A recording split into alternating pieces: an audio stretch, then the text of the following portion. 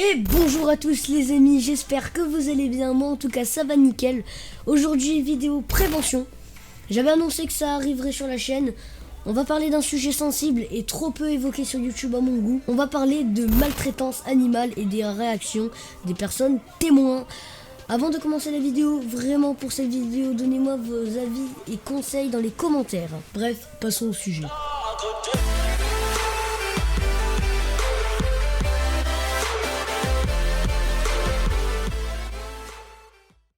Je tiens à rappeler que la maltraitance animale est illégale et punie par la loi.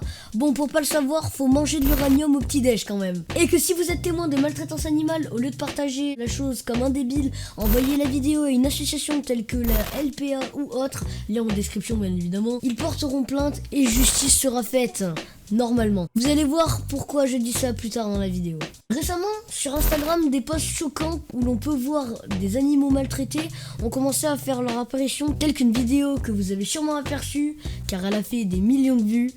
Sur cette vidéo, on peut y voir un chien dans une cage qui se fait incendier, puis lâcher. On entend le chien aboyer à la mort, et là, le problème est que les personnes ayant vu cette vidéo ont mal réagi. Il ne faut pas la mettre en story et marquer « Ouin ouin, c'est trop triste, partagez, ouin ouin ». Comme je l'ai dit au début, il est plus important d'avertir des autorités compétentes que de lui donner de l'ampleur sans intérêt. Car la personne qui a posté ça sur Instagram n'avait pour unique but de faire des vues. Et vous ne faites que l'encourager dans ses horribles actions.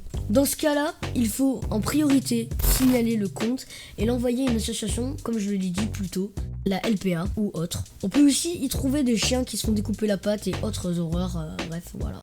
Pour vous montrer à quel point ce sujet est trop pris à la légère et à quel point la justice ne prend pas ses affaires assez au sérieux, je vais vous parler d'une affaire assez récente, le 11 septembre 2019 vers 19h45 à peu près.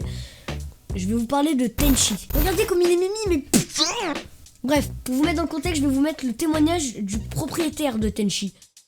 Mon chat, je l'ai retrouvé sur ma terrasse le soir. On était en train de manger avec toute ma famille, mes enfants compris, avec une flèche dans le corps, le traversant de l'épaule jusqu'à la queue. Comme Gaël le dit, il était tout simplement en train de dîner, comme nous tous le soir avec notre famille, tranquille, tu vois. Si posait la famille, quoi. Il était simplement en train de dîner lorsque Tenchi apparut, entièrement transpercé par une flèche.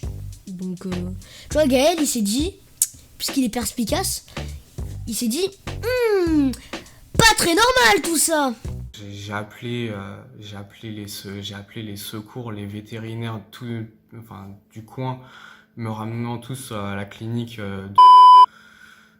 Bref, Gaël fit tout pour sauver son chat.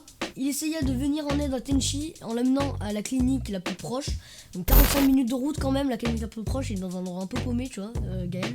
Malheureusement, ce fut impossible de sauver Tenchi, car la flèche avait perforé son poumon gauche, son foie et son intestin. Et tout ça pourquoi pour une histoire de crotte dans le jardin. Voilà, c'est aujourd'hui on tue des chats, on tue des animaux pour des bêtises, mais ça me révolte. La personne en question a été interpellée, a reconnu les faits, mais voilà. L'auteur de cet horrible acte était en fait son voisin. Il a été arrêté par la gendarmerie le 13 septembre 2019 et il avoua, mais avec une version totalement différente des faits réels. Ses arguments sont: je lui ai tiré dessus pour lui faire peur, pensant ne pas l'atteindre. Qui dans le monde tire avec une arme sur un animal pour lui faire peur? Je sais pas, tu le cours après, tu fais ce que tu veux, mais tu le tires pas dessus avec un putain d'arc. Il aurait tiré sur Tenchi de profil, donc selon ses arguments. Mais la flèche l'a bien transpercé de face, donc dans la longueur, c'est-à-dire de la tête jusqu'à la queue. Donc il y a photo, radiographie et attestation de vétérinaire à l'appui. Le pire dans tout ça, c'est que le système judiciaire l'a cru sur parole. Il fut remis en liberté par la magistrat avec simplement une amende à payer, plus indemnisation dont on ne sait même pas quel montant en ressortira. De plus, comme si ça suffisait pas, il détenait cet arc selon les gendarmes sans licence MDR.